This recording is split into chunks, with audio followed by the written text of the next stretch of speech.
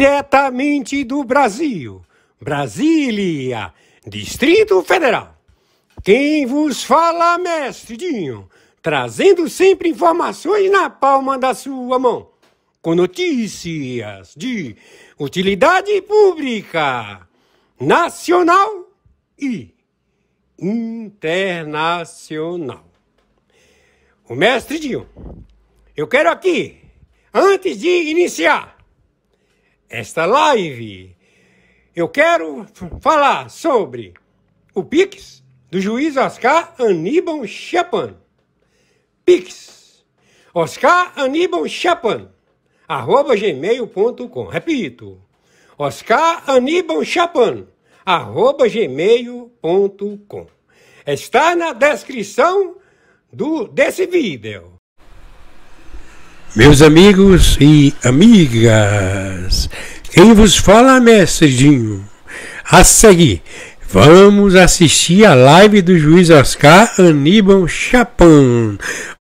18 de junho de 2025, horário 7h19.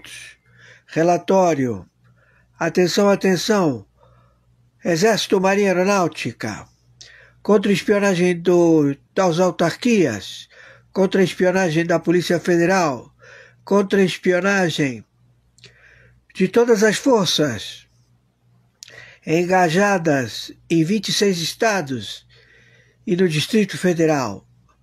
Lula apoia o Irã, ele está com retaliações tanto econômicas quanto diplomáticas, e ele está na lista do Mossad.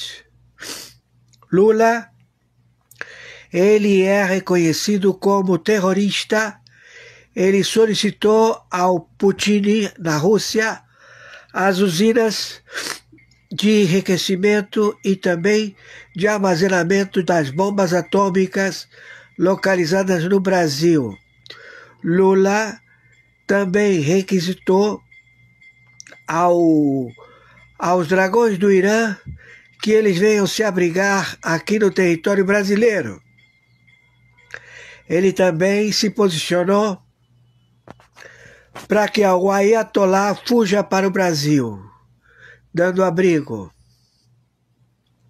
Então Lula trouxe a Terceira Guerra Mundial para o Brasil. Esse filho de uma puta, Luiz Inácio Lula da Silva e o Alckmin, ele já tem retaliações, tanto diplomáticas como comerciais. Ele fudeu com o Brasil, esse filho da puta. Estão entendendo? Quem está falando aqui é o senhor Oscar Aníbal Chapan, arbitragem internacional na investigação de 196 países. O Ocidente não existe mais e o Brasil é considerado terrorista, conjuntamente com Alckmin. Ele é parte do Irã, ele está com o Ayatollah Khamenei, ele está engajado para soltar as bombas atômicas que se encontram no Brasil, em 26 estados e no Distrito Federal. Luiz Inácio Lula da Silva é um terrorista. Ele já está com restrições diplomáticas, ou seja, ele não vai falar em lugar nenhum, e ele está também com restrições comerciais, ou seja, não vai vender nenhum grão a nenhum país em nenhum lugar do planeta. Esse filho da puta. É bom porque aí a população vai comer, né? Tudo que seria para exportação vai ser para o consumo interno. Então este filho de uma puta, assassino, que já está morto, Luiz Inácio Lula da Silva morreu há muito tempo. Quem está no lugar dele é o Moacir. Como diz o José Disseu, que não fala com ele há muitos anos. E que o próprio Maduro fala que ele é um agente da CIA. Sim, ele é um agente da CIA do Biden, usa máscara. Já está mais do que exposto. Então temos os partidos políticos que botaram ele no governo, as digitais não batem, o DNA não bate, e este filho da puta vai ser exterminado pelo Mossad. Eles vêm aqui procurar o Lula, o Alckmin e toda a cúpula dos terroristas que estão em 26 estados e no Distrito Federal. A intervenção do Brasil já é considerada fato. O Brasil decretou guerra aos Estados Unidos da América, o senhor Trump. Foi ele, conjuntamente com o Irã, Ali Khamenei, que tentaram matar o Trump, tentaram matar o Bolsonaro. Eles são assassinos. Já, tudo foi revelado. Então, tanto Ali Khamenei quanto o Luiz Inácio Lula da Silva são terroristas filhos da puta que manipulam 17 países da América Central, da América do Sul, e que ele tem a liderança. Este filho da puta, Luiz Inácio Lula da Silva. E, claro, o Supremo Tribunal Federal. Alexandre de Moraes, filho de uma puta. O Barroso, filha da puta. O Fachin, filho da puta. O Zanin, filho da puta. O Dino, filho da puta. Todos no pelotão de fuzilamento. São todos terroristas. Agora o Supremo Tribunal de Justiça alega que o roubo de celular não significa que é um crime a ser processado. É um crime de potencial menor. Então, nós estamos jogados aos presídios que serão abertos. Eles vão abrir o presídio. Eles vão se abrigar nos 9 estados do Nordeste. Os norte-coreanos, os chineses vão desembarcar nas costas do Oceano Atlântico, vão tomar por assalto, através de paraquedistas chineses, o continente da República Federativa do Brasil. Por favor, se arme. Procure uma loja de arma, compre seu armamento, se estabeleça, porque agora é tiro, porrada e bomba. Estamos em guerra nuclear.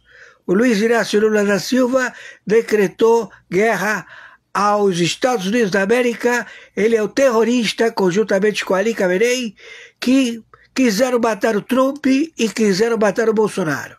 Então, não dê bobeira a Bolsonaro. Não dê bobeira a família Bolsonaro. Entendam, eles sim querem e vão fazer tudo, o possível e impossível, para colocar na prisão Bolsonaro. E aí vai ser o levante da população. Vai ter muito derramamento de sangue e esse exército e essa marinha aeronáutica vai ter que optar, porque não vai fazer frente aos Estados Unidos da América. Vai todo mundo se fuder. Entenderam? Então, seus filhos da puta, 22 partidos da puta que o pariu. Vocês têm que tirar esse filho da puta hoje, do governo, porque está vaga a cadeira de presidente. Quem está sentado na cadeira de presidente é o Moacir, um filho da puta. E o Alckmin, que é um terrorista, que é alvo do Mossad. Ele vem aqui para pegar você, Alckmin, filha da puta. Entenderam? E, claro, lá o Xi Jinping está fudido, declarou guerra aos Estados Unidos, à Rússia também. Então nós estamos explodindo todas as bombas atômicas desses filhos da puta. Conforme determinação, meu Pix de sobrevivência, meu e-mail, oscaranibaltiapano@gmail.com. Conforme determinação, meu Pix de sobrevivência é meu CPF 510-466-44734, plataforma Mercado Pago. Então estamos todos engajados já no enlace de óbito do Moacir. Moacir, tu vai pra mamar nas tetas do capiroto, do Satanás. Ouviu? Chega lá e dá uma chupadinha nas tetas do Satanás. E você, Alckmin, também. E vocês, proprietários de 22 partidos da puta que o pariu, vocês também vão mamar nas tetas do Satanás. Estão ouvindo? Quem está falando aqui é o interventor arbitral. O cargo é o interventor do Tribunal Penal Internacional, que está parado porque botamos todo mundo em cana.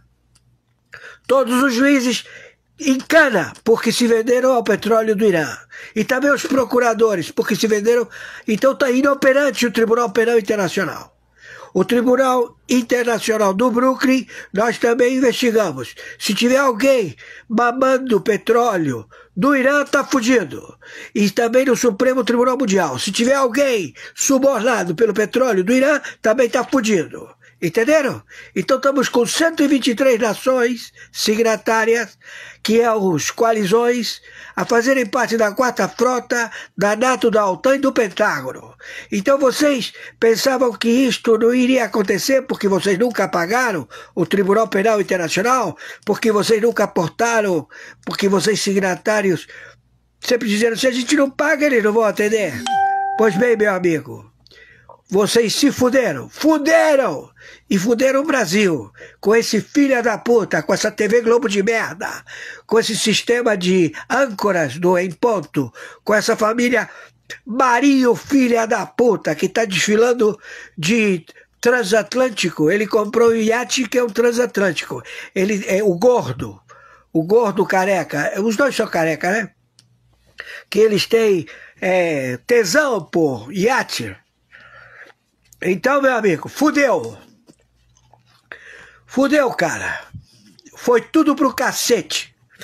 Então agora vocês vão segurar chupa-quê de uva. Não tem pra onde correr. Entenderam? Tô sendo claro. Tô sendo claro, né? Então não vem me encher o saco, porque vai pra vala como foram vários. Então, se vocês querem continuar insistindo, pode insistir. Esse Ali Khamenei também, esse filho da puta, tentou, também foi pro ralo, vários. Entenderam? Porque aqui é assim. Como chove aí, chove aqui. Então, cuidado, porque eu não nego o Espírito Santo. As 60 agências de inteligência é que fazem tudo isto. Então, não te mete, hein? Fizeram cagada já de se meter comigo. Fizeram uma grande cagada, uma grande merda. Entendeu? E agora não vai acabar até vocês deixarem de existir, seus filhos da puta. Entenderam? Tô sendo claro? Porque comigo é assim. Ninguém se cria. Comigo ninguém se cria. Quis me peitar. Vai se fuder.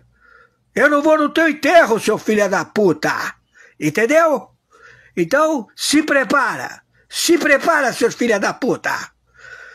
Viralize isto. Fiquem com Yahushua Hom Yerushalayim. Muito bom dia, segunda live. 18 de junho de 2025. Quem está falando? É o senhor Oscar Aníbal Chapano, árbitro. Justiça paga, justiça privada. Na investigação de 196 nações, no maior crime da história, realizado por funcionários públicos que se encontram no reduto da teocracia, da sociedade de ladrões, cleptocracia, da ONU, onde eles, através do Conselho de Segurança Permanente, estabeleceram suas monarquias e os seus extermínios da população humana da Terra. Hoje, dia 18 de junho de 2025, horário 9h04, descobrimos o terrorista, o patrocinador em petroleiros, centenas de milhões de petroleiros de petróleo iraniano, a subornar e a estabelecer estes funcionários públicos ao pagamento das suas campanhas políticas para levá-los ao poder e lá eles permanecerem de eterno. Então o nome deste filho da puta é Ali Khamenei. Ele e os mulãs são 4 filhas da puta que não são persas, não são iranianos, não têm nacionalidade. Eles se estabelecem abrindo mesquitas, como se fossem as igrejas evangélicas, facções de igrejas evangélicas.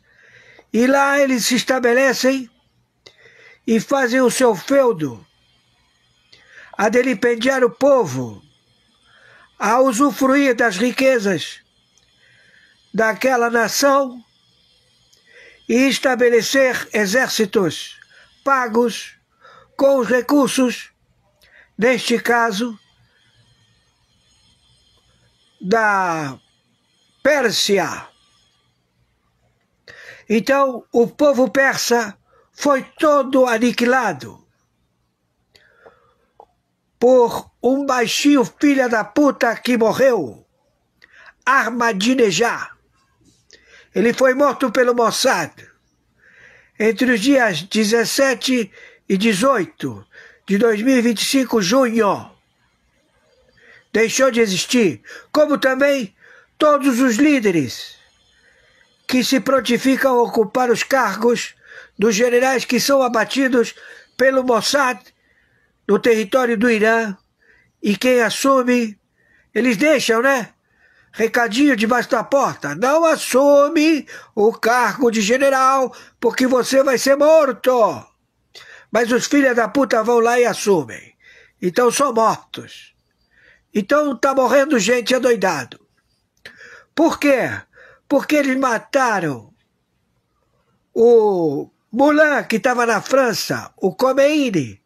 Quando chegou e todos os estudantes falaram: Khomeini, você vai trazer democracia, você vai fazer com que a gente tenha leis democráticas. Ele pegou e falou: reúne todo mundo. Aí reuniram todos os estudantes. Aí veio o Ahmadinejad e mandou matar todo mundo. Mataram todos os estudantes que colocaram eles no poder. E de lá para cá, ele colocou véus, tortura no ventre muçulmano, matando mulheres. Ventre sagrado, porque quem nasce de ventre muçulmano é muçulmano. É a mesma coisa que o judeu. Quem nasce de ventre judeu é judeu. Os outros que se convertem à religião muçulmana, eles se converteram, são convertidos, mas não são naturais. Não têm a genealogia. E claro, eles também não têm, porque eles não são muçulmanos. Eles são satanistas. Eles têm por seu baluarte Satã. E eles juraram exterminar os Estados Unidos da América. E juraram exterminar Israel. Como também a Arábia Saudita, o Catar, Dubai, os Emirados Árabes, né? Doha, toda a população árabe, eles querem matar todo mundo. Esse Ali Khamenei. Então esse filho da puta, charmuta, Ali Khamenei, disse que vai jogar bomba atômica nos Estados Unidos da América. E o filho da puta do Lula, Luiz Inácio Lula da Silva, Alckmin, e a puta que os pariu dos 22 partidos, os presidentes do partido, todos envolvidos, enriqueceram as bombas atômicas aqui no Brasil. Eles produziram as bombas atômicas com urânio enriquecido. Trouxeram todos os cientistas, todas as centrífugas, e colocaram para operacionalizar para o enriquecimento das bombas atômicas. E o Luiz Inácio Lula da Silva pediu para o Putin toda a expertise dos lançadores de bombas nucleares nesta última reunião. E aí a transmissão caiu. Então, esse filho de uma puta e o Alckmin e esses 22 partidos da puta que os pariu, colocou o Brasil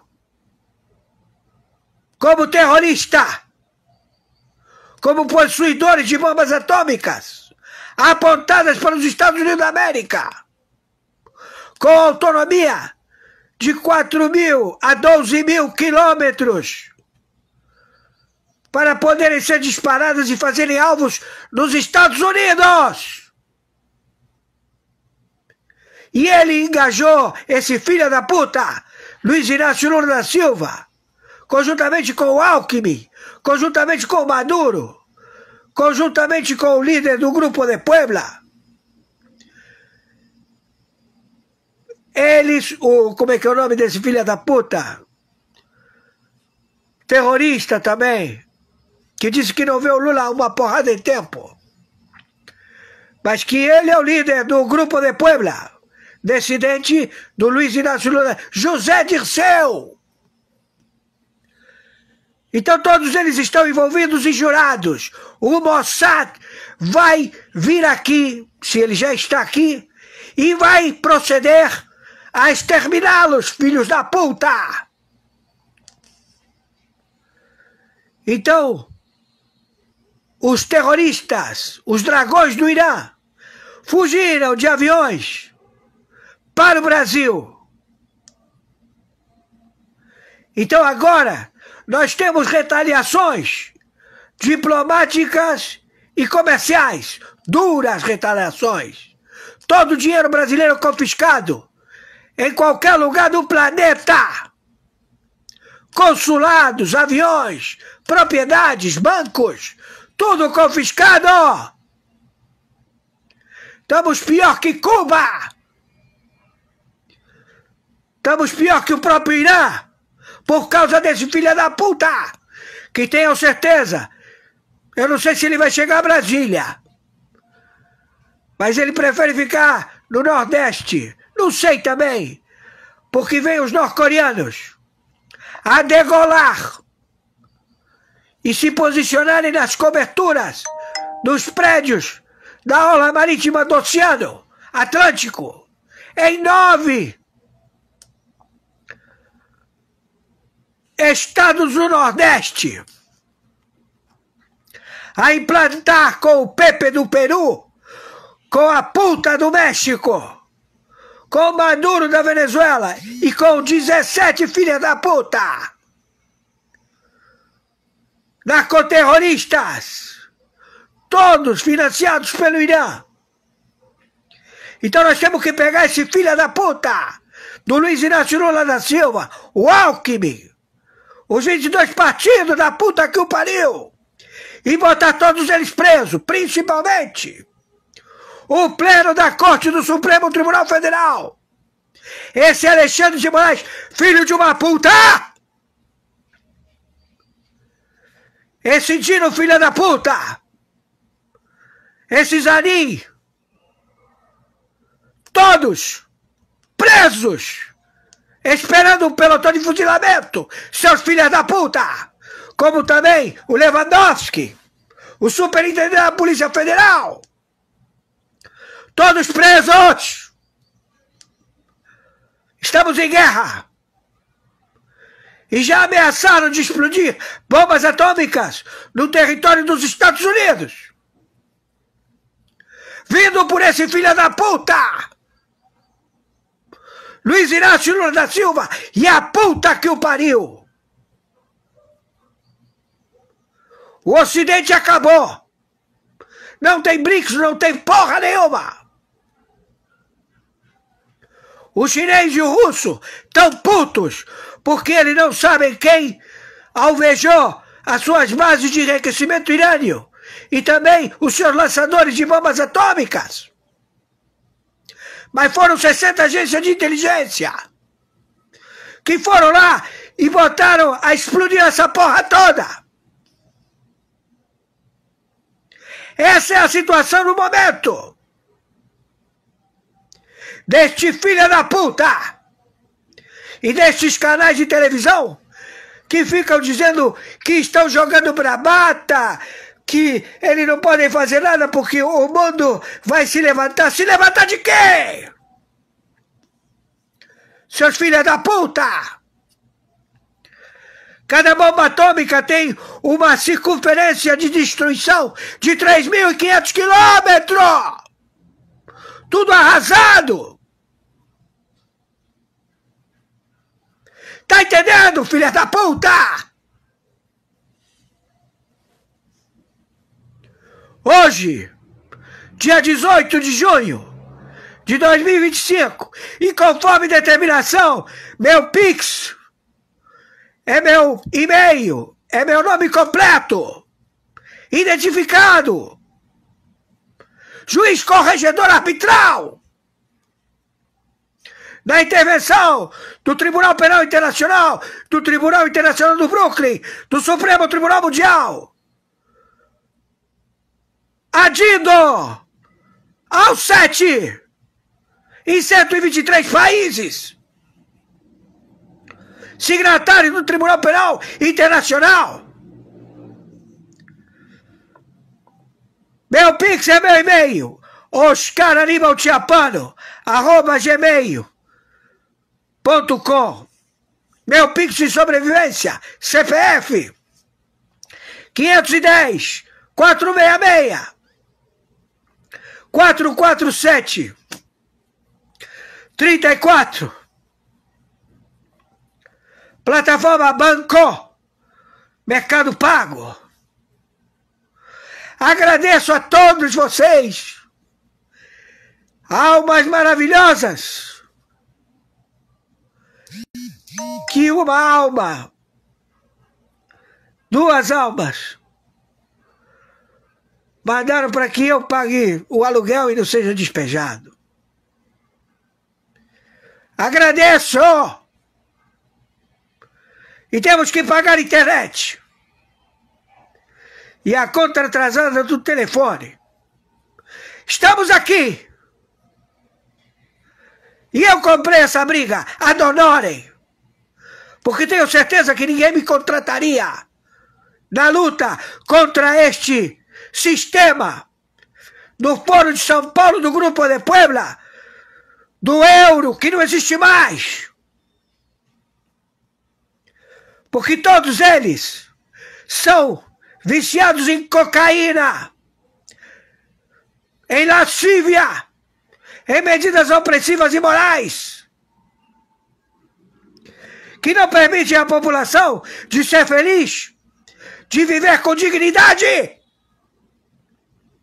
Vamos acabar com esses filhos da puta!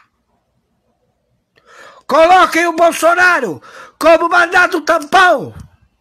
Ele e a equipe dele. Os generais que estudaram pra caralho. Entendem como administrar. E tirar esse governo de merda de filha da puta. E proceder a novas eleições auditáveis. Porque não vai sobrar nada pra vocês e pra mim, povo da República Federativa do Brasil. Não estou puxando o saco do Bolsonaro. Eu não puxo o saco de ninguém. Comigo é assim. Fez merda, fudeu. Ele provou que ele é um bom gestor de todos os presidentes que existiram na história do Brasil. Ele é o único que deixou tudo pago. Ele simplesmente fechou o cofre, não deixou roubar. E não roubou. Então todo mundo quis matá-lo. O Ali Khamenei mandou matar conjuntamente com Luiz Inácio Lula da Silva, que quem tá aí é o Moacir. Mandou matar o Trump e o Bolsonaro. E todo mundo que trabalhou na USAID, na CIA, no FBI, todo mundo se entregando e entregando todo mundo.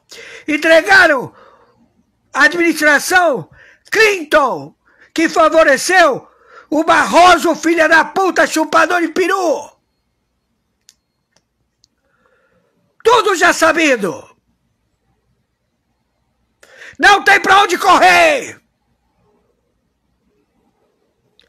Finalize isto. E fiquem tranquilos, que tá tudo sob controle contra estes filhos da puta. E se quiserem mandar mais gente, mais defunto vai aparecer. Porque eu não nego o Espírito Santo. Mas 60 agências falam, foi mais um pro saco, mais um pro saco. Entenderam, seus filhos da puta? Como esse charmuta Ali Khamenei, que tenho certeza que ele mandou e todo mundo foi pro saco. Porque ele manda fazer em qualquer lugar do mundo. Entenderam? Finalize isto.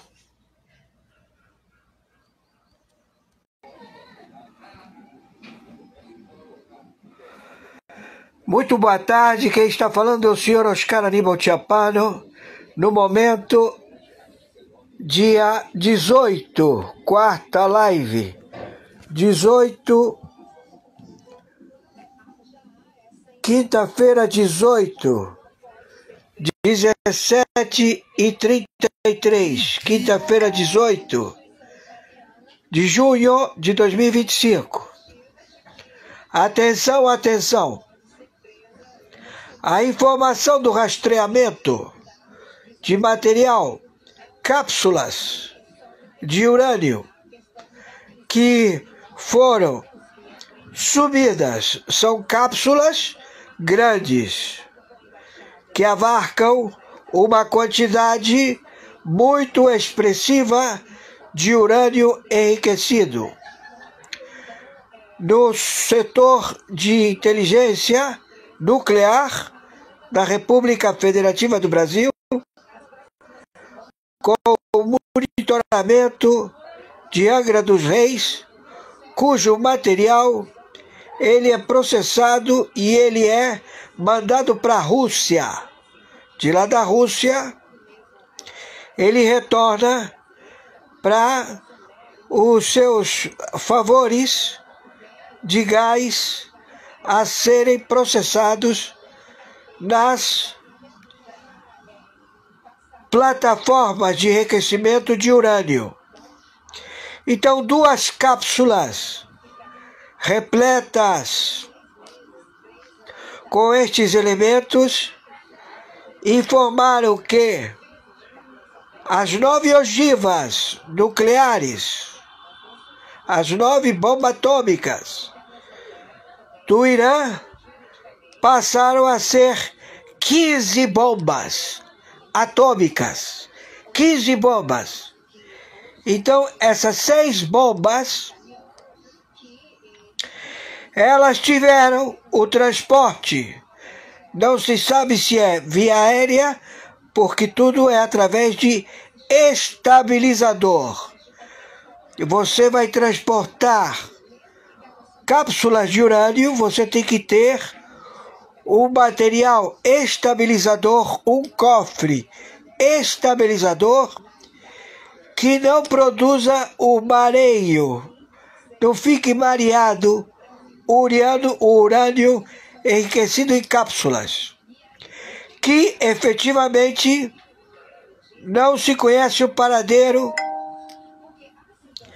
nas usinas de Angra dos Reis, no monitoramento do urânio enriquecido em Resende.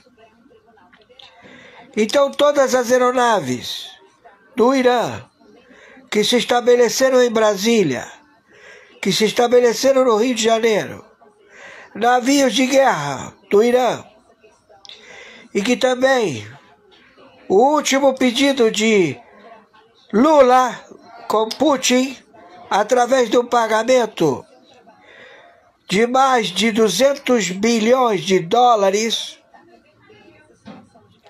que se encontram na Rússia e que foram transportados pela Janja e que estão acautelados na Rússia. Esse dinheiro permanece lá. Então, as plataformas de lançamento de ogivas nucleares não chegou, por enquanto, no Brasil e também mini usinas nucleares que foram tratadas no último discurso de Lula com Putin, que foi interrompido, com o ministro da área processada no enriquecimento do material atômico nuclear em Resende, em Angra dos Reis, monitorado. Então, essas duas cápsulas são cápsulas grandes. Elas têm 3, 4 metros, 5 metros, 12 metros, 25 metros. São cápsulas de urânio enriquecido, que eles são transportados e eles precisam do monitoramento nuclear para resfriar o urânio que se encontra dentro desses tubos. Eles são colocados dentro do reator nuclear, um pequeno reator nuclear que pode ser transportado por submarino nuclear, por porta-aviões nuclear, por avião nuclear, em que ele tem que ter o estabilizador do reator nuclear, pequeno reator nuclear, para processar ao esfriamento dessas duas cápsulas, que, torno a repetir, são de 25 metros, 2,5 metros, 3, 4, 10 metros, 15 metros, tudo com urânio enriquecido. Se eles não ficam ativos em repouso, eles implodem e se manifesta a bomba nuclear. Entenderam? Então, este filho de uma puta, Luiz Inácio Lula da Silva, está sendo procurado pelo Mossad, pelas tropas internacionais, da NATO, da OTAN, do Pentágono, de 123 países, que estes filhos da puta, do Alexandre de Moraes, para botar uma cortina de fumaça, sequestra mais um ajudante de ordem. Então eu quero dizer para você, seu careca filho de uma puta, Alexandre de Moraes,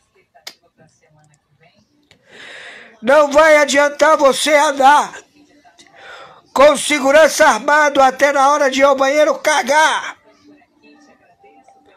Você é um elemento a ser descartado. Você e os filhos da puta do Supremo Tribunal Federal. Entendeu, seu filho da puta? Quem tá falando aqui é o senhor Oscar Aníbal Chapano, juiz corregedor, teu corregedor, seu filho da puta! Você sabe muito bem, seu filho da puta, que aqui não tem ninguém brincando. Você vai aparecer que nem peneira. Entendeu, seu filho da puta? E não tem nenhum partido político, nenhuma anistia, nenhuma porra nenhuma que possa evitar. E você sabe por quê, seu filho da puta? Porque você está como narcoterrorista, jurado pela máfia Faru, pelo dono da porra toda, das plantações, que trabalham para ele 500 mil toneladas, e que você e esse atravessador que roubou as cargas da máfia albanesa do senhor Faru, ele te jurou. Tu tá jurado. Você e o teu Supremo Tribunal Federal, seu filho da puta. Então você, enquanto está sequestrando pessoas e está botando um monte de viados, prostitutas, âncoras que trabalham nas emissoras de televisão, que todos eles têm currículo, fotos, material de provas irrefutáveis de comprometimento. Eles fizeram a posse, anteciparam a posse desse ator, Moacir, para que assumisse a presidência da República, sem nenhum chefe de Estado, tudo às pressas, em que vieram todos os narcoterroristas, já empossados ao delipêndio da República Federativa do Brasil. Então você querer ter o acervo de um monte de filhas da puta que estão servidos à propina, o PT, o PSOL, 22 partidos que estão aí esperando as emendas parlamentares que nunca vão sair porque você já meteu mão, já sumiu com esse dinheiro. Entendeu, seu filho da puta? E que eles estão aí, porra, e agora ele vai soltar o dinheiro ou não vai? Não, não vai soltar dinheiro porque não tem dinheiro. Então agora nós estamos com a OTAN, com a NATO, com o Pentágono, com 123 países de coalizão do Tribunal Penal Internacional, a furar vocês que nem peneira. Vão ficar tudo cheio de buraco, seus filhos da puta. Porque não vamos esperar as 2 cápsulas. Todo mundo fala, são cápsulas. E qual é a longitude, diâmetro dessas cápsulas? São 25 metros de urânio enriquecido, que não pode ficar fora do reator nuclear, para que elas possam invernar, para que elas não explodam. Ouviu, seu filho da puta? E essas 2 cápsulas sumiram de Resende. Não estão. Comprovado. Então você, Moacir, Lula, filha da puta, e você do Itamaraty, que não é mais do Itamaraty, é um espia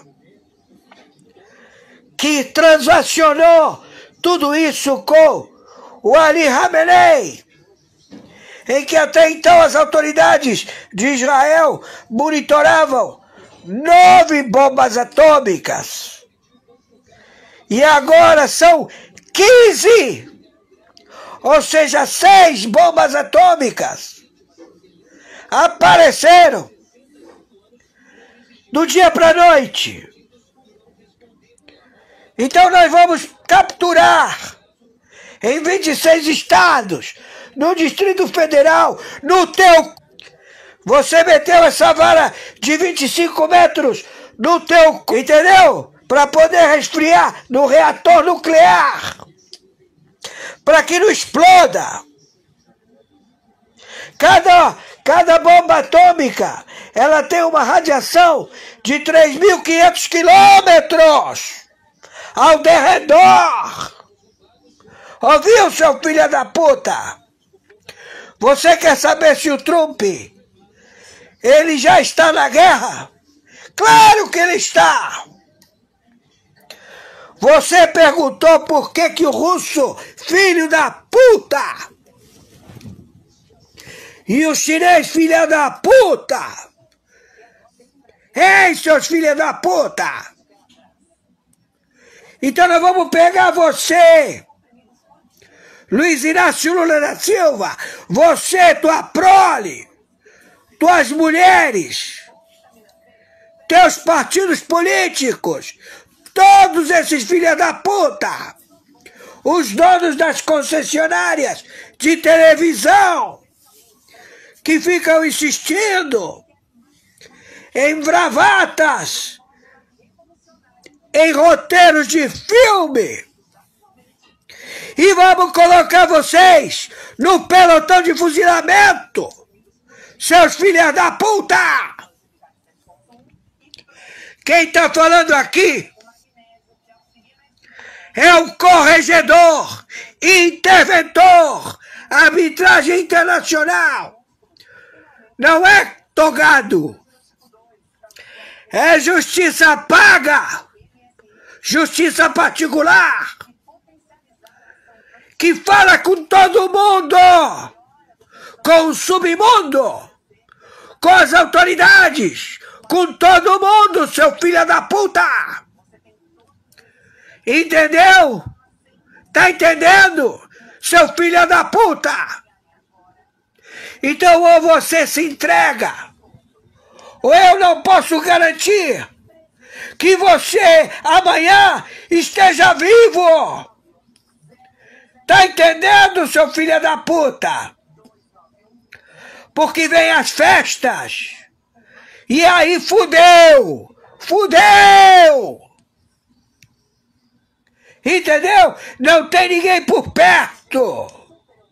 E você é alvo, seu careca filho da puta, broxa, tem dúvida? E conforme determinação, meu Pix é meu e-mail, é meu nome de batismo, meu nome e sobrenome, Oscar Aníbal Tiapano, @gmail.com.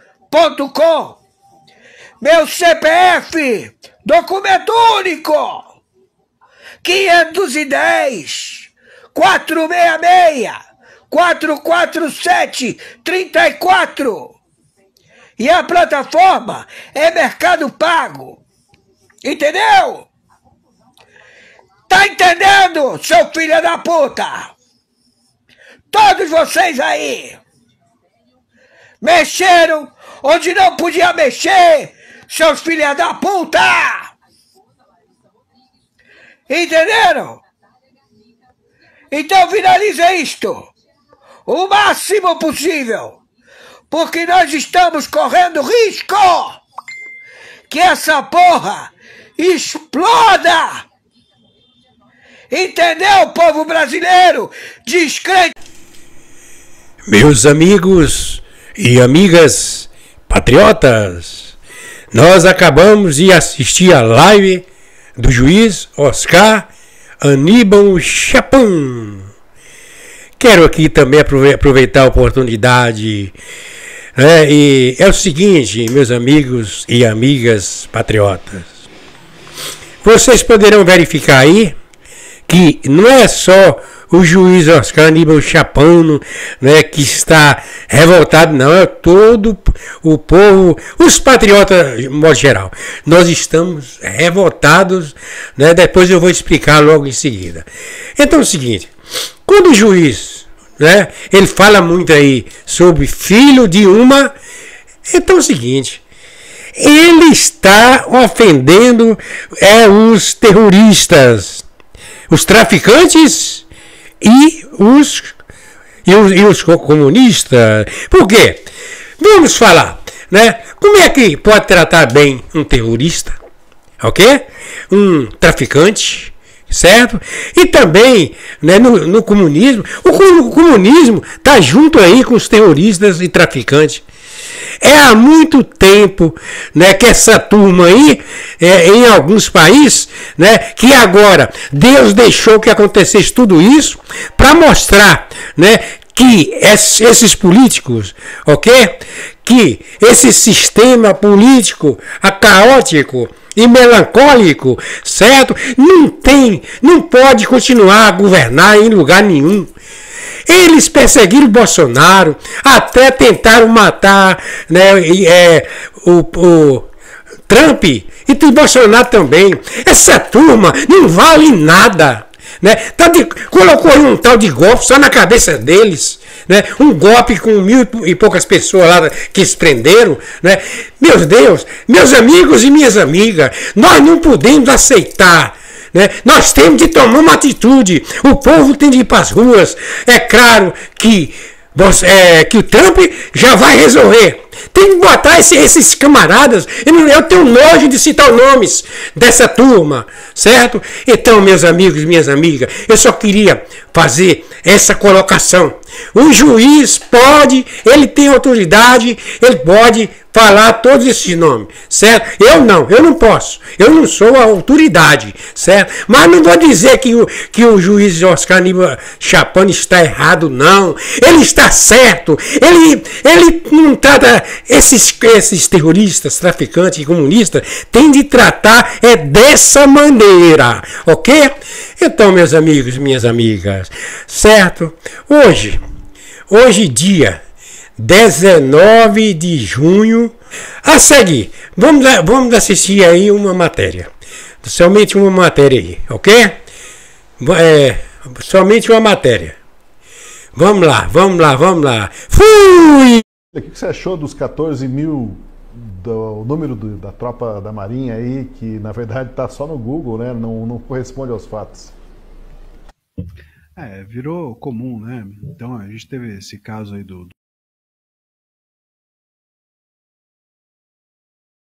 O teu áudio, Marcília, não estamos te ouvindo. Você não apertou nenhum botão sem querer, não, né? Então, vamos tentar retomar a ligação com Marcília. Não estamos te ouvindo, infelizmente, Marcília, e não somos tão bons ainda em leitura labial. Mas a gente já retoma, pedir para o Marcília entrar e sair, entrar de novo no link, e a gente vai conversando aqui e vamos pegar mais um trecho.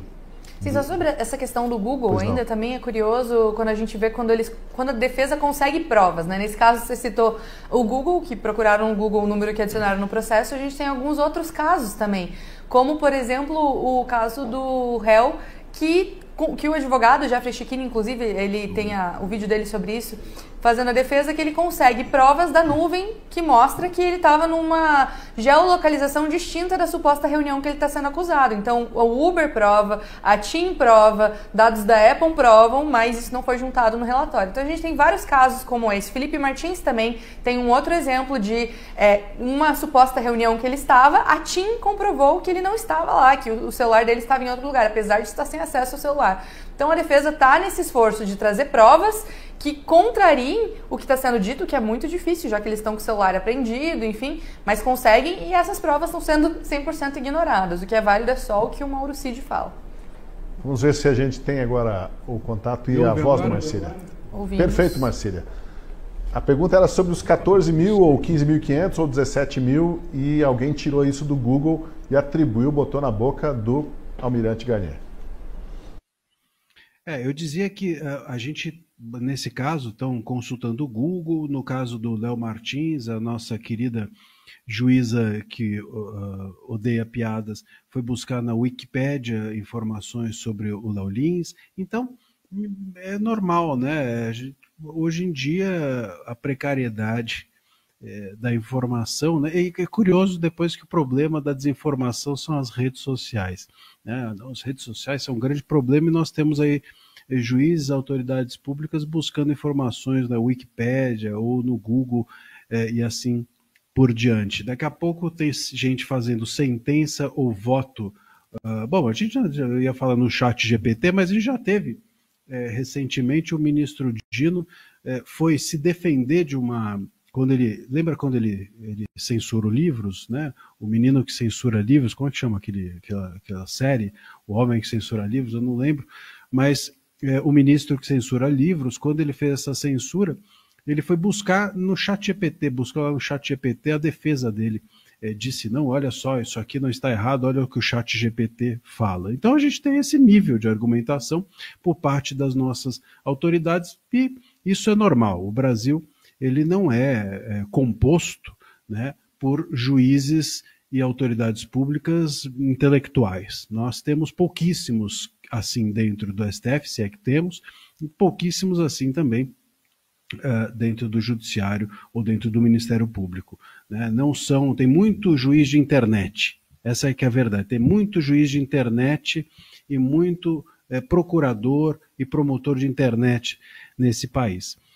Agora, sobre essa questão até que a Anne estava levantando do Felipe Martins, eu acho que o Felipe Martins, a pergunta é o que o Felipe Martins está fazendo preso, porque ele está preso ainda. Ele está preso com as cautelares impostas a ele. E o que ele está fazendo preso? Baseado em quê? Olha, o Cid, eu acho que o depoimento do Garnier foi decisivo.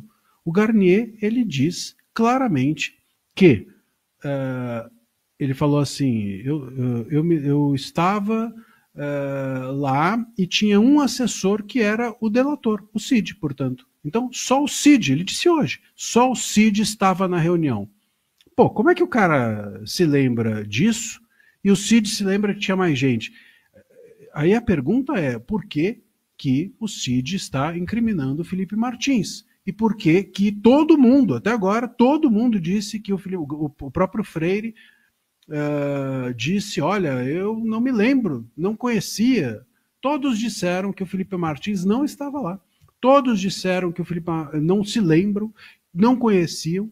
Só o Cid disse que o Felipe Martins estava lá. Só o Cid. E ele continua preso. A gente tem que passar agora a se perguntar por que o Cid quis ou quer incriminar o Felipe Martins. Porque o Cid está indo na contracorrente de todos os depoimentos até agora e de todas as provas até agora levantadas. Por que o Felipe Martins permanece preso? E por que o Cid quer incriminar o Felipe Martins? Essa é a pergunta que me parece que tem de ficar estampada em neon ali no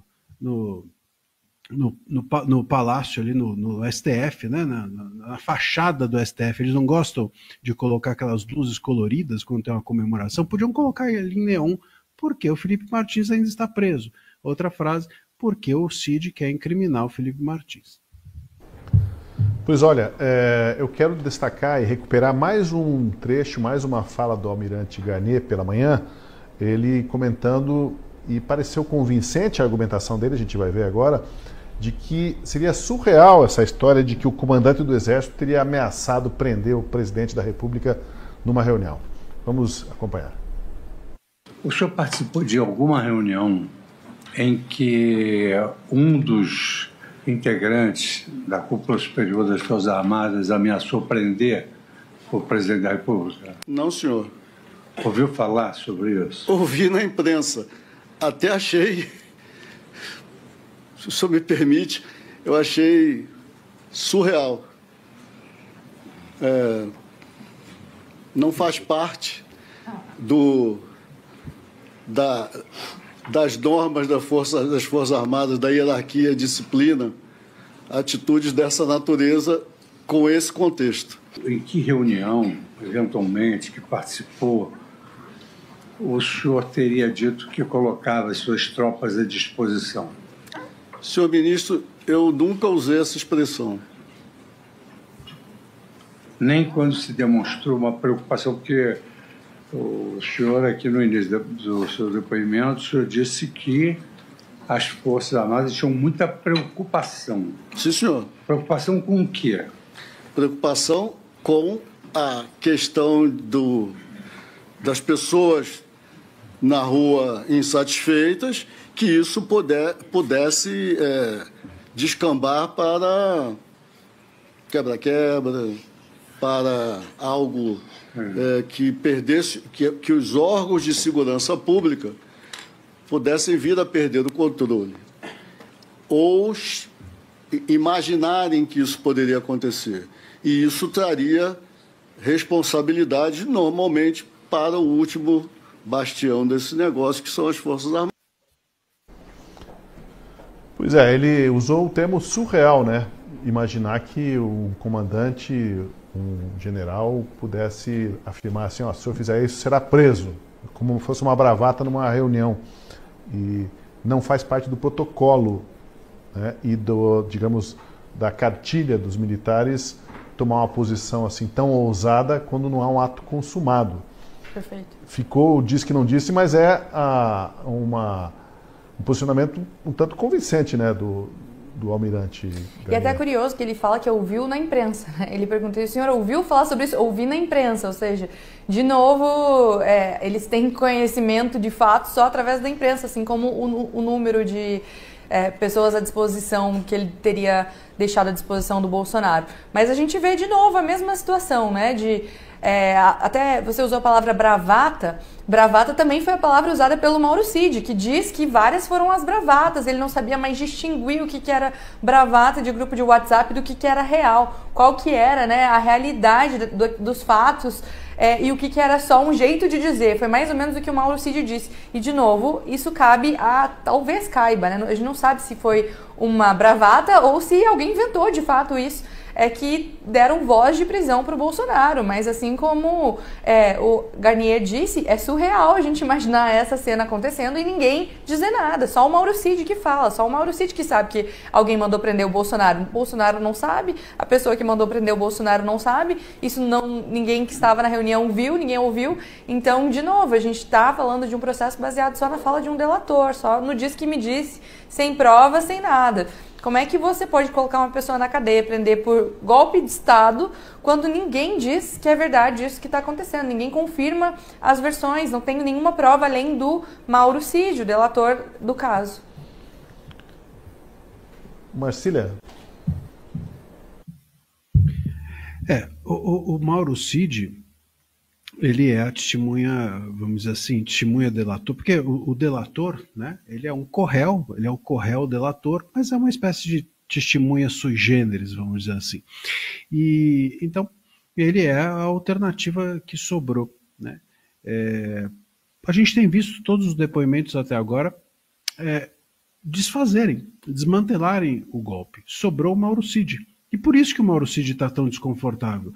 Veja, é óbvio, me parece bastante claro que o Mauro Cid não está dizendo toda a verdade, né? Parece intuitivo, porque ele não sabe, né? Eu até diria que o Mauro não se decide, né? Ele não se decide em nada. Tudo pode ser, tudo eu acho, tudo não sei. Eu me atenho, para a gente ficar num exemplo só, ao fato de que, durante o seu depoimento, ele chega a dizer que ele se lembrava que quando enviaram a ele uma mala de dinheiro, que essa mala de dinheiro, uma mala de dinheiro seria para financiar manifestações, e ainda assim, financiamento de 10 mil reais, é uma mala de dinheiro, uma caixa de sapato, sei lá, um negócio assim.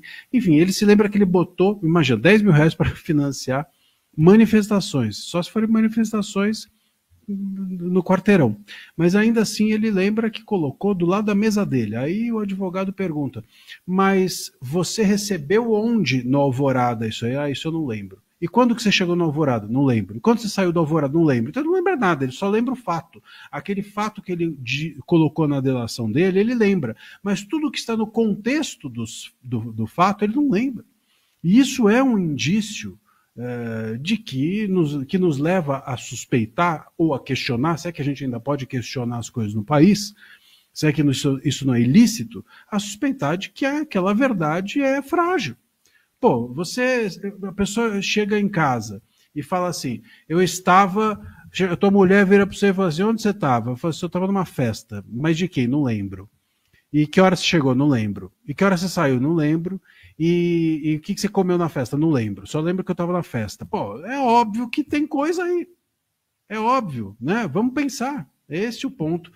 O Mauro Cid deixou claro que ele só lembrava de o fato central. Tudo que estava na órbita do fato ele não lembrava. Isso é uma testemunha absolutamente frágil Isso é um depoimento absolutamente precário e que não serve para condenar ninguém. Um rápido parênteses aqui para convidar você que ainda não é assinante da Gazeta do Povo a apoiar o nosso jornalismo independente e corajoso. A Gazeta está com uma condição especial, 95% de desconto na assinatura. De R$ 27,90 por apenas R$ 1,90 por mês nos 6 primeiros meses. Um valor simbólico, dá menos de 7 centavos por dia para você acompanhar as principais notícias e as opiniões dos colunistas mais influentes do país.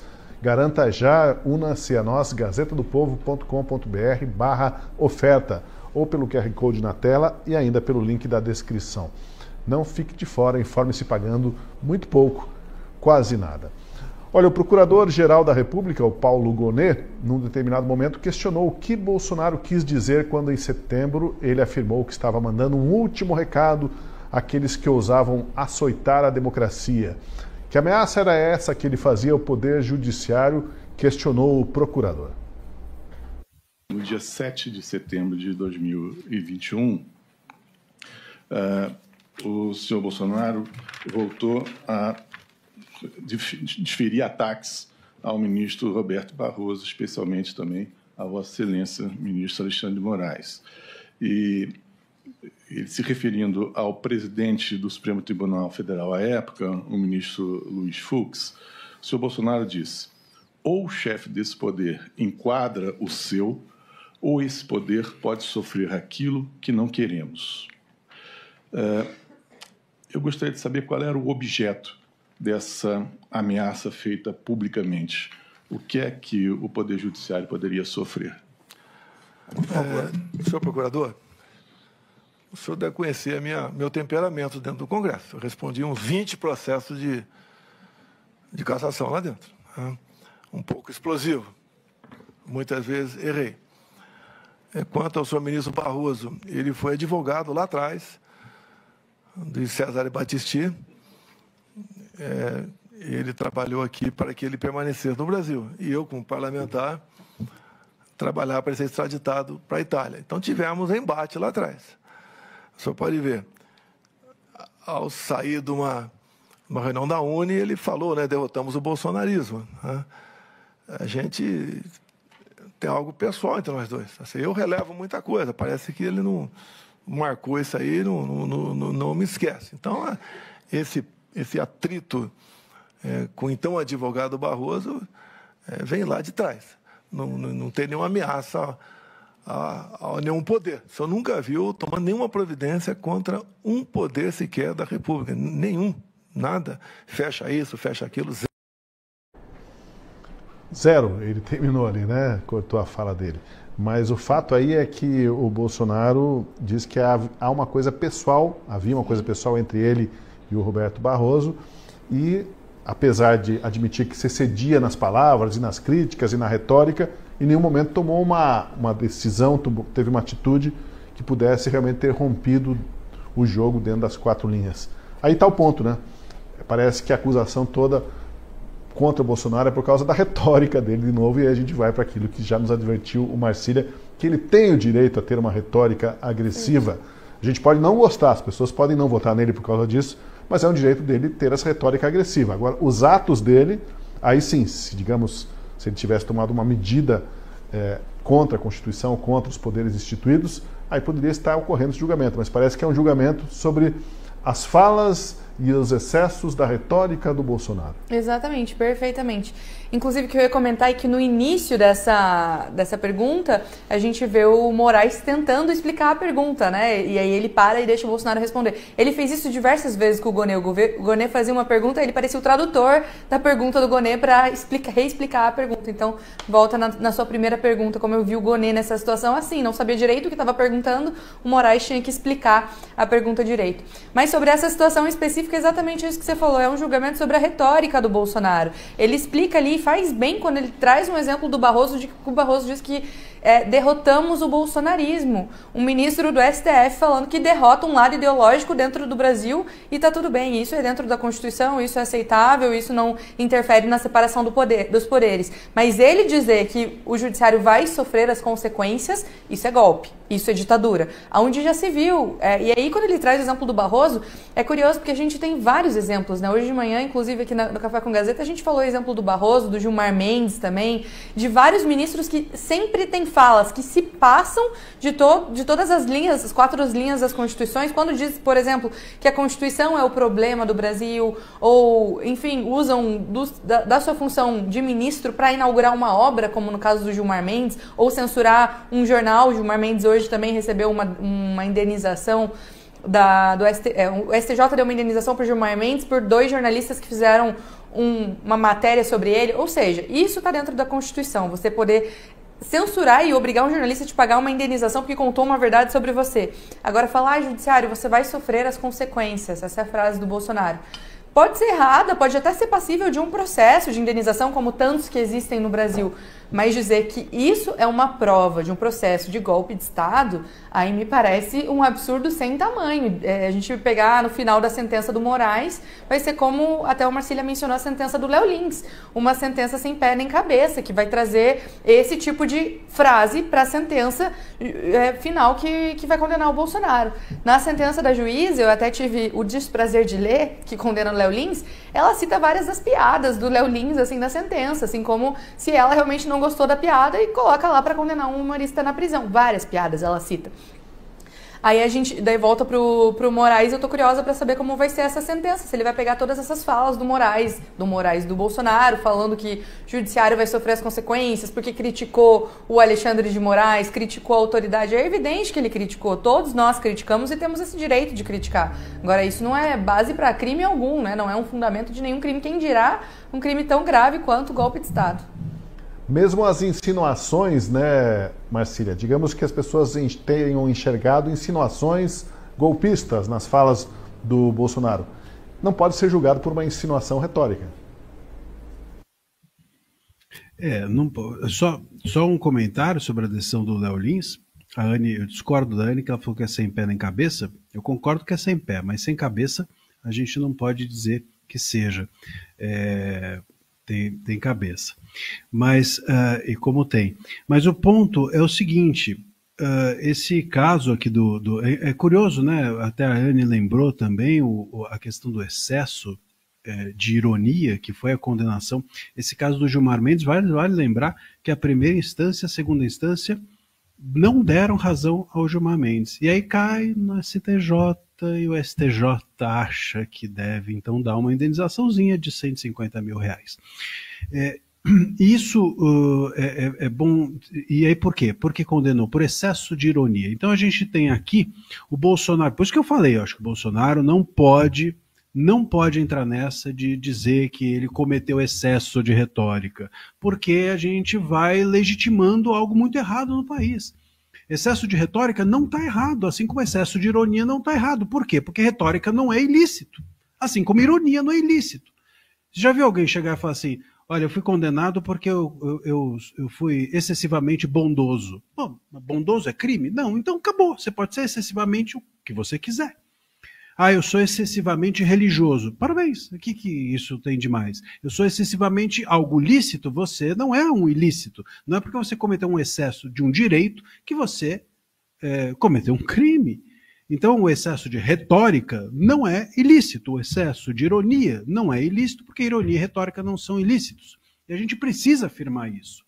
Precisa afirmar porque a gente precisa defender a liberdade de expressão nesse país todo dia. Mesmo no processo do golpe. Até porque, nesse processo do golpe, o que está em jogo é a liberdade de expressão. Repito, a PGR, na sua peça, disse que é tentativa de golpe postar em redes sociais e fazer live. Eles estão tentando incriminar as pessoas desde lá de trás, esse núcleo bolsonarista, do núcleo duro do Bolsonaro, por usar a liberdade de expressão, por postar em rede, dizendo que isso enfraquecia o Estado. Esse é o perigo, a gente precisa defender a liberdade de expressão todos os dias, precisamos ficar atento a isso. Não podemos entrar na narrativa que eles estão, do que o Estado e as autoridades estão tentando impor a nós, de que liberdade de expressão é ilícito, de que postar em rede social questionando é golpe, de que cometer ironia e excesso ataca ministro do STF, como no caso do Gilmar Mendes. Isso precisa ser todo dia lembrado e todo dia afirmado.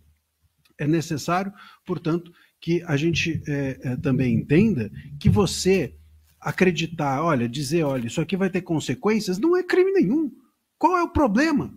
Então eu chego num bar, vamos lá, o dia a dia, chego num bar e falo assim, olha, vocês não estão querendo me trazer aqui uma bebida de graça, isso vai ter consequências. Ele chama a polícia?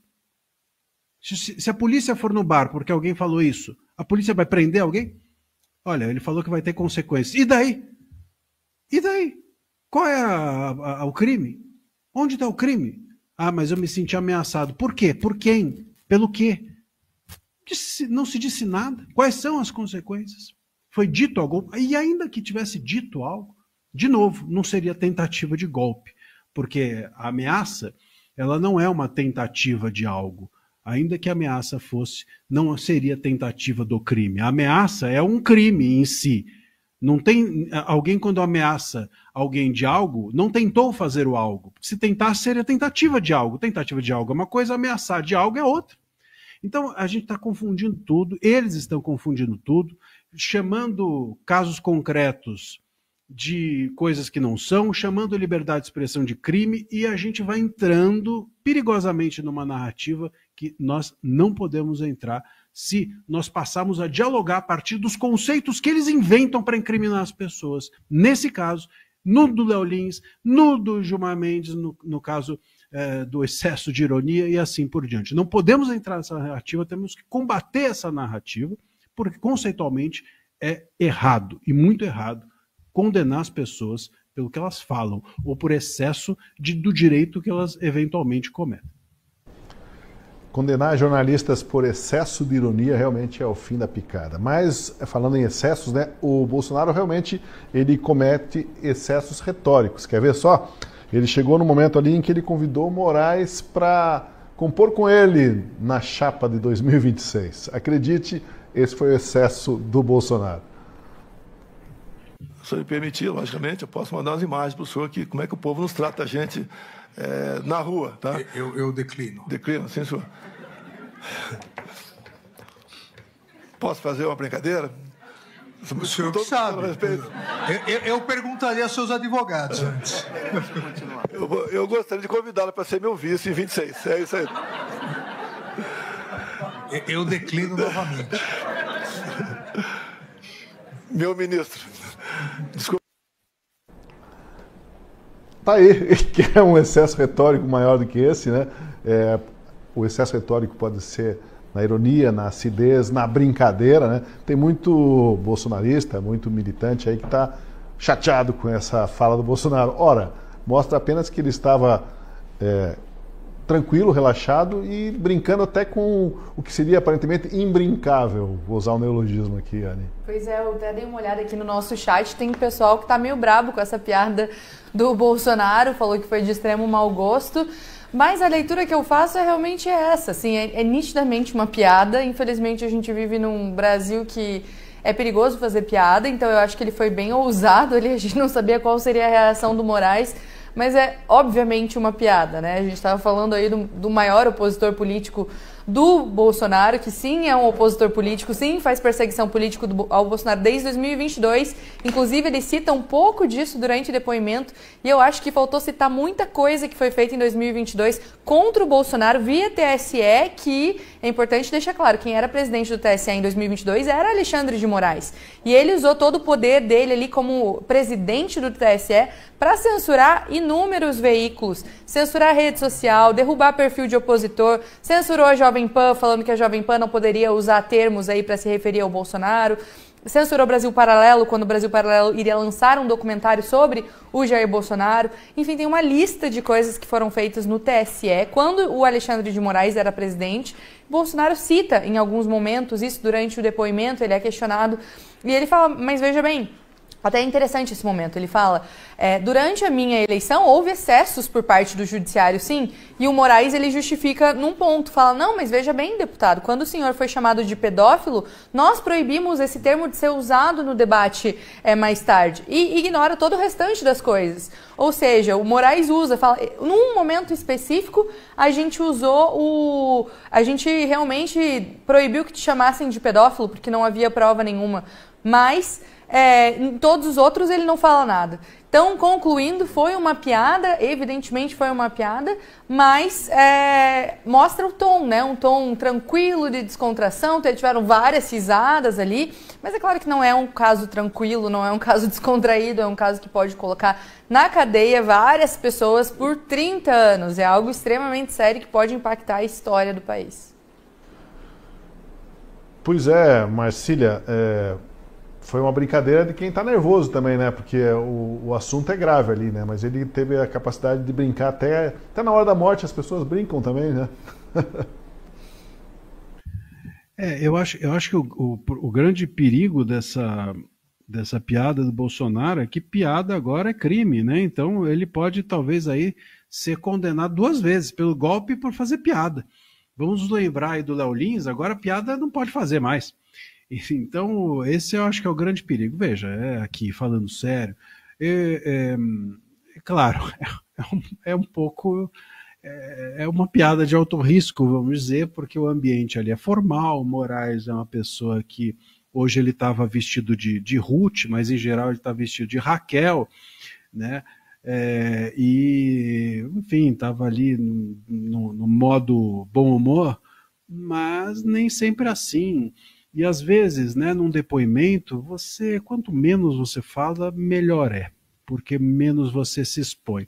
Mas eu acho até que nesse caso, sinceramente, eu não vi problema algum. Acho até que ele foi bem. Por quê? Porque o Bolsonaro, a gente precisa entender que ele não foi lá fazer a sua defesa técnica. Ele tem advogado, e bons advogados, que aliás, no caso do Mauro Cid, atuaram muito bem, com muita precisão, muita tranquilidade. Volto a dizer aqui, tanto o Vilardi quanto o Juca, os advogados do Bolsonaro e do Braga Neto, atuaram muito bem no depoimento do Cid, né? Aliás, um pessoal aqui do chat, o Juca, comentou que que o Cid não é delação, que é um colaborador. Colaboração é o termo formal para delação. Delação é o termo informal, né? Mas, de fato, na nossa legislação está lá a colaboração e não a delação. Assim como prerrogativa de função é o nome técnico para foro privilegiado, mas a gente fala foro privilegiado na informalidade aqui do dia a dia, assim como a gente fala delação. Mas o ponto é que no depoimento os advogados foram muito bem, foram muito precisos, e mostraram, inclusive, que advogado bom age com tranquilidade, não age batendo na mesa, nem berrando. E essa é a defesa técnica. O Bolsonaro estava ali fazendo a sua defesa política, ou o que ele queria fazer, como a gente mencionou no início daquele depoimento, uma espécie de live, né? Uma espécie de momento em que ele pudesse firmar sua posição, mostrar sua convicção. E eu acho que esse deboche, vamos assim chamar dessa forma, em relação a essa piada, foi bem. E foi bem por quê? Porque quando ele coloca que o Moraes vai ser o vice dele, ele está dizendo: eu vou ser candidato em 26.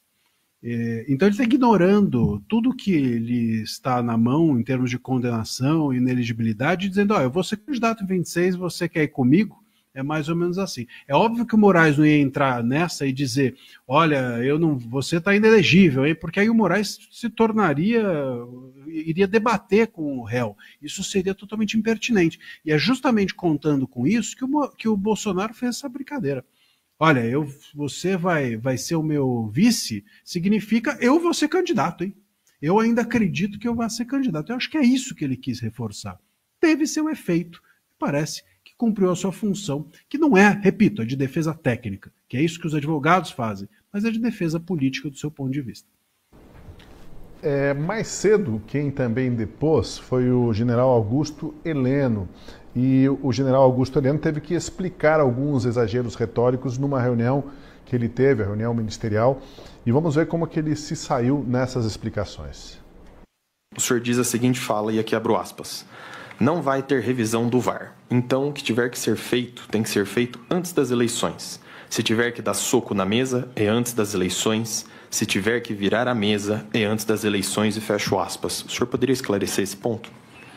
Essas duas palavras são usadas normalmente quando nós queremos caracterizar que precisa uma ação imediata, né? Não é nada que envolva urnas eletrônicas, é uma ideia transmitida na reunião ministerial, onde estava o presidente da República presidindo essa reunião, e eu fiz questão de dizer que me preocupava a situação que nós estávamos vivendo politicamente e que nós precisávamos agir antes que isso aí trouxesse maiores problemas para o sucesso das eleições. Ok. Então, quando o senhor fala virada de mesa e soco na mesa, o senhor está querendo dizer em sentido literal ou no sentido figurado? Não, sentido figurado, lógico. Pronto. Então, quando o senhor fala essas expressões, em algum momento o senhor quis dar a entender algum tipo de ação contrária à Constituição ou ao Estado Democrático de Direito? Não, de maneira nenhuma. Isso aí era uma ação dentro...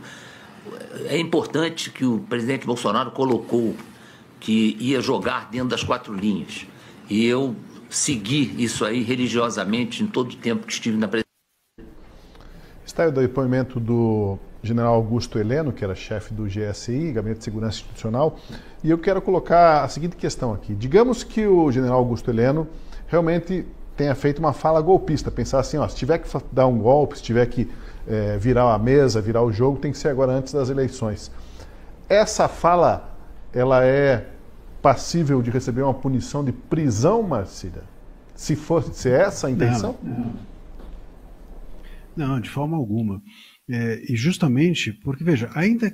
Vamos lá. A gente precisa assentar uma outra coisa, que é o seguinte.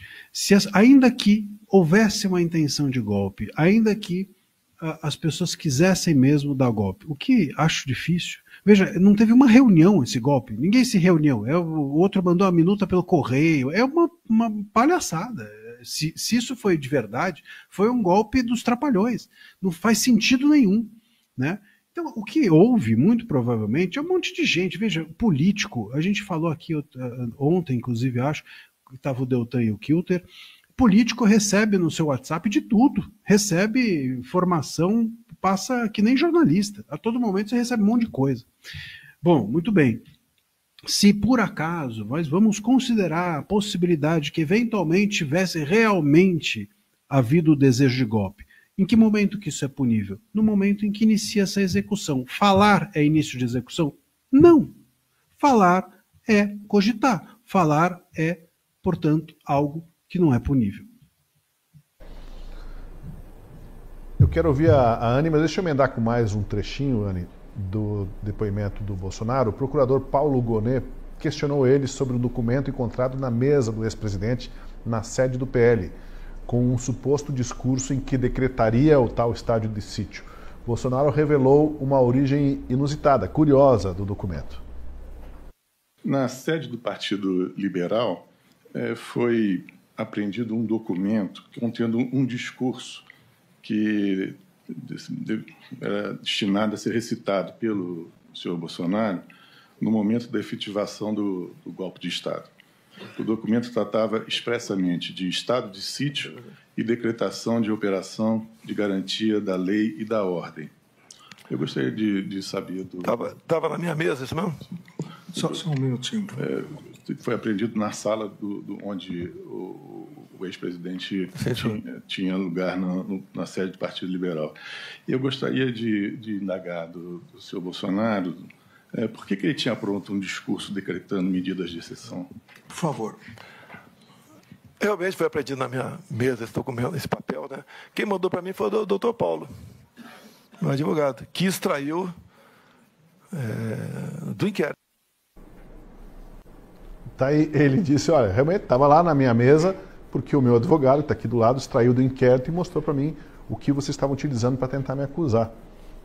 E lembrando que estado de sítio não é golpe de Estado, né? Estado de sítio é algo que é previsto na Constituição e que é legítimo ser cogitado, ser pensado, enfim, se seria certo, o momento certo de instaurar um estado de sítio, daí a gente tem que discutir, mas ele não assinou, não tinha nada que deu, enfim, mesmo se tivesse assinado, aí era outro papo, não era um julgamento de golpe de Estado. Estado de sítio é uma situação bem diferente de uma situação de golpe de Estado. É quando o país está tão em crise, numa situação tão preocupante, que daí se instaura um estado de sítio. É diferente, são situações diferentes, então não deveria fazer parte desse processo, desse julgamento. E aí, sobre o vídeo anterior também, eu acho curioso que o advogado fez a pergunta, você quer dizer no sentido literal que você vai virar a mesa e quebrar a mesa? E eu imagino que isso é uma piada, uma ironia, não sei nem o que é permitido mais hoje, mas com a própria testemunha, né, foi Aldo Rebelo que falou, né, que estou frito. Quando eu digo estou frito, eu não estou dizendo no sentido literal, porque também questionou ali o português da testemunha, ele estava interpretando uma das retóricas durante esse momento, e aí o advogado se viu na função de perguntar o óbvio. Você estava falando de uma maneira literal que vai virar uma mesa? Claro que ele queria perguntar se ele queria intervir na urna, algo assim, mas eu imagino que essa escolha do advogado fazer essa pergunta também foi uma ironia com Moraes, porque o Aldo Rebelo também falou isso numa testemunha passada, que a gente não necessariamente sempre está usando os termos literais daquilo que a gente pensa. Então eu vejo assim, eles pegam muito as palavras, imaginam no pé da letra. Trechos do depoimento. Marcília, tem mais um videozinho curtinho, pode ser? Daí você comenta, a gente encerra o programa. Vamos lá, vamos ver o vídeo em que o advogado do Bolsonaro, o Celso Vilardi, faz uma pergunta sobre o fato dos comandantes de Lula terem assumido antes de 1º de janeiro. A minha pergunta é, se o senhor teve conhecimento durante o mês de dezembro que iria ter uma antecipação da transmissão, ou seja, que os nomeados pelo presidente Lula iriam assumir antes de janeiro? Sim, não só sim, como realmente assumiram, sem nenhum problema. Foi publicado em DO a exoneração do meu comandante e a nomeação do futuro comandante. Parece que o Bolsonaro foi muito pouco hábil aí, né, Marcília, para quem queria dar um golpe. Deixa que os comandantes deles sejam destituídos antes do golpe começar no 8 de janeiro. Deixa que os comandantes sejam destituídos e mais, e ainda sanciona os artigos exatamente da lei, os artigos que instituem o golpe de Estado como crime e a abolição violenta do Estado. Foi ele que sancionou em 21, quando a PGR já dizia que o golpe estava em preparação. Então, olha que golpe maravilhoso. Eu vou lá, sanciono os crimes de golpe de Estado e abolição violenta do Estado, mesmo eu estando planejando um golpe, e também destituo os meus comandantes. Então, assim, se isso é um golpe, realmente, talvez o Bolsonaro precisa ser preso por inabilidade total, né? De novo, a gente está aqui numa fantasia. Se isso fosse um roteiro de Netflix, eu parava de assistir já. Parava e falava, não, isso aqui é muito fantasioso para mim, eu vou assistir outra coisa, isso não está me convencendo. Se fosse um roteiro de Netflix, mas como é uma coisa jurídica, eu fico com vergonha. Bom, você pode acompanhar a repercussão do depoimento hoje, do interrogatório do presidente Jair Bolsonaro e de outros réus, no caso que está perante o STF, aqui nos programas da Casa da Gazeta do Povo. E a gente volta amanhã com mais um Última Análise. Obrigado, Marcília. Até o nosso próximo encontro. Obrigado, Anne. Até mais. Obrigado a você que esteve com a gente. Diretamente do Brasil, quem vos fala, Mestre Dinho, trazendo sempre informações na palma da sua mão. E o meu convite especial, por gentileza, entra na descrição desse vídeo. Urgente! Clicar nos links abaixo. É uma surpresa e você pode ganhar muito dinheiro. Repito! Urgente! Clicar nos links abaixo. É uma surpresa e você pode ganhar muito dinheiro.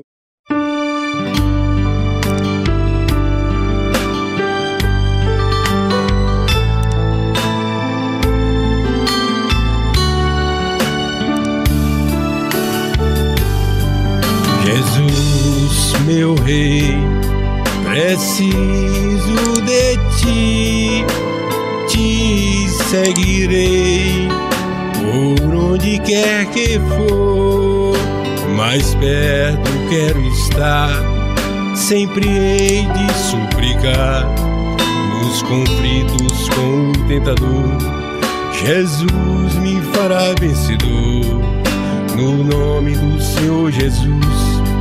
O inimigo é amarrado com o poder do meu Deus. me guardando, me livrando.